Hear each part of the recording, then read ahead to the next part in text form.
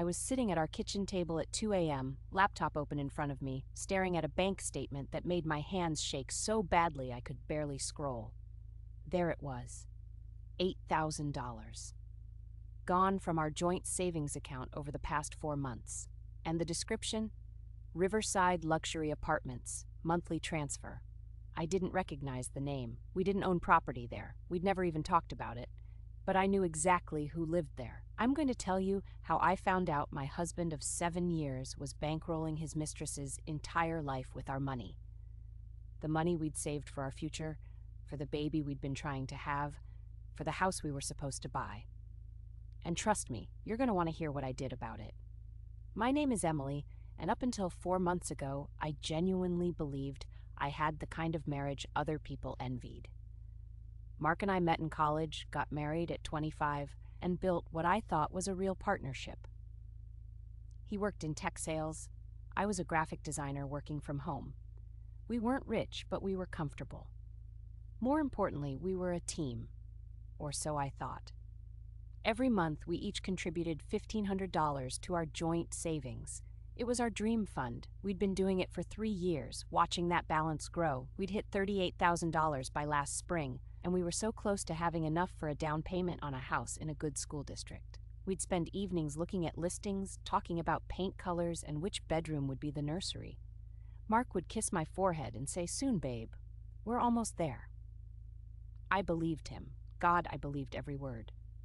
The first warning sign came in June. I suggested we meet with a realtor just to get pre-approved for a mortgage and start looking seriously. Mark got weird, fidgety. He said we should wait another 6 months, really pad that savings account, make sure we had a cushion. It seemed responsible at the time. Mature, even. Then in July, he started working late, 2-3 nights a week. Sometimes he wouldn't get home until 10 or 11 at night. He said his company was landing a huge client, that he was in line for a promotion, that the extra hours would pay off. He'd come home exhausted, barely able to talk, and head straight for the shower. I made him dinner. I rubbed his shoulders. I told him how proud I was of how hard he was working for our future. The phone calls started in August. He'd step outside to take them. "Just work stuff," he'd say. "You know how clients are." Once I heard him laugh, really laugh, the way he used to laugh with me in the beginning, and when he came back inside, his face was flushed and his eyes were bright. "Who was that?" I asked. "Just Dave from the office," he said. He told a stupid joke. I didn't think much of it. Not then. But that wasn't even the worst part. In September, I noticed he'd changed his phone password. We'd always known each other's codes. It was never a thing.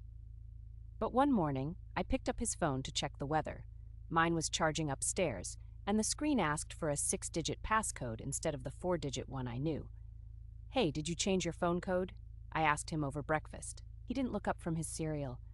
"Yeah, work made us update to 6 digits for security. I'll text you the new one." He never did. And then came last Tuesday. Mark said he had to fly to Denver for a client meeting. 3 days, 2 nights. He seemed nervous about it, kept double-checking his bag, kissing me a little too long at the door. "I'll miss you," he said. "I'll miss you too," I said. "Go get that deal."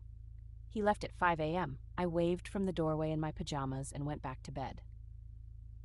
At noon, my friend Ashley called. She's a realtor, and she'd been keeping an eye out for houses in our price range. She'd found one she thought we'd love and wanted to know if we could tour it that weekend. I got excited. I told her yes, absolutely.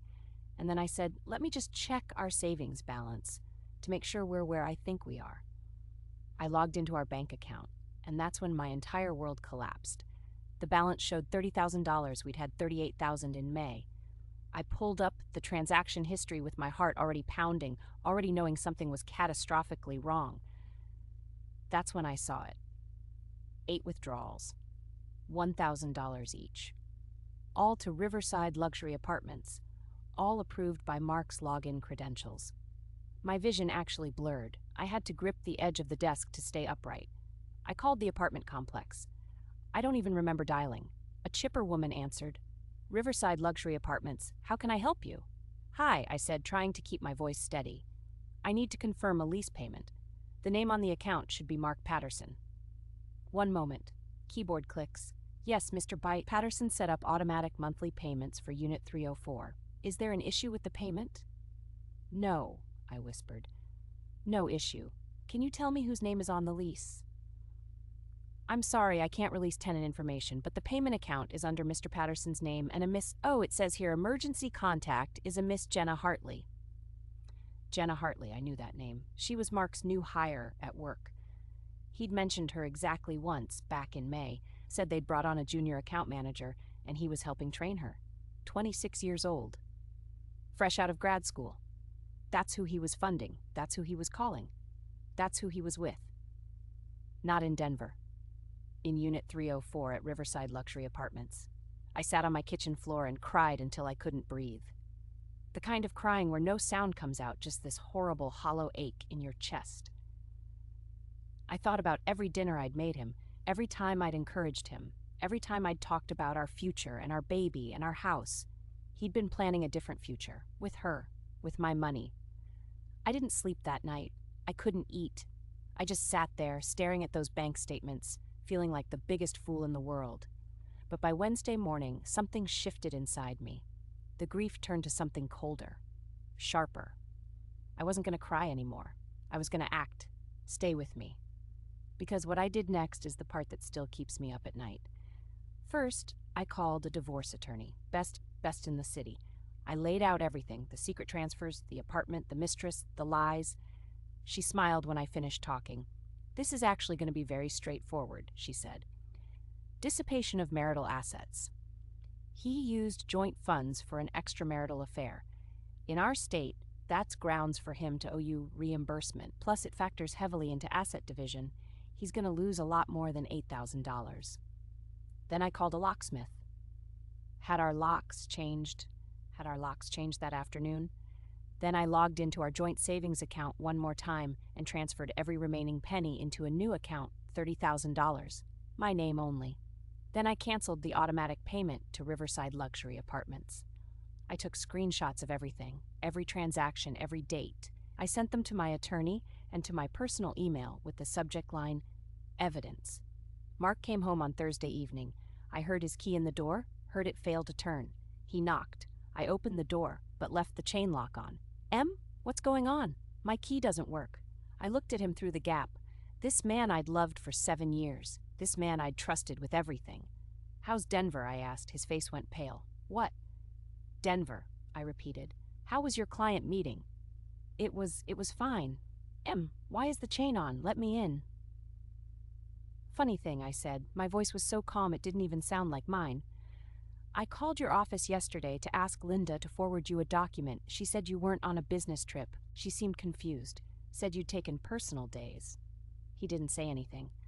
So I'm wondering, I continued, if you were in Denver, or if maybe you were at Riverside Luxury Apartments, Unit 304, with Jenna Hartley, the woman whose rent I've been paying for 4 months.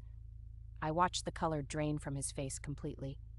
And then she said something I will never forget. I can explain. You used our baby fund, I said. Our house fund. You used our future to pay for her apartment. $8,000, Mark. Did she even know it was my money? Did you tell her you had a wife at home looking at paint swatches while you played house with her? He started crying. Actually crying. I'm so sorry. I made a mistake. It just happened. I never meant. I canceled the payment to her apartment, I said. I emptied our joint savings, I changed the locks, and I filed for divorce this morning. My attorney says you're going to owe me a lot more than $8,000 when this is done. Please. I closed the door. I heard him outside for 20 minutes, knocking, pleading. Eventually he left. The divorce took 8 months. My attorney was right. The judge did not look kindly on Mark's use of marital funds to support an affair partner. I got the $30,000 in savings. I got half of his 401k. I got half the equity in the condo we'd bought together, which I sold immediately. Mark tried to reconcile twice, sent flowers, wrote letters, said he'd ended it with Jenna, that he'd made the biggest mistake of his life. I never responded. Jenna, by the way, got evicted 2 weeks after I canceled the payment. Turns out she couldn't afford that luxury apartment on her own. Last I heard, she moved back in with her parents. I bought my own house 6 months after the divorce was finalized. 3 bedrooms, Great school district. I painted the guest room a soft yellow, the color I'd wanted for a nursery. I'm not ready for that yet. Maybe I will be someday. Maybe not. But it's my choice now. My money. My future. Sometimes people ask me if I regret how I handled it. If I should have given him a chance to explain, to work it out. And I tell them I spent 7 years investing in a man who was willing to steal from my dreams to fund his fantasy. The only thing I regret is not checking those bank statements sooner. If this story resonated with you, subscribe. I share a new story every single week. And drop a comment below if you've ever been betrayed by someone you completely trusted. You are not alone, and you will get through this.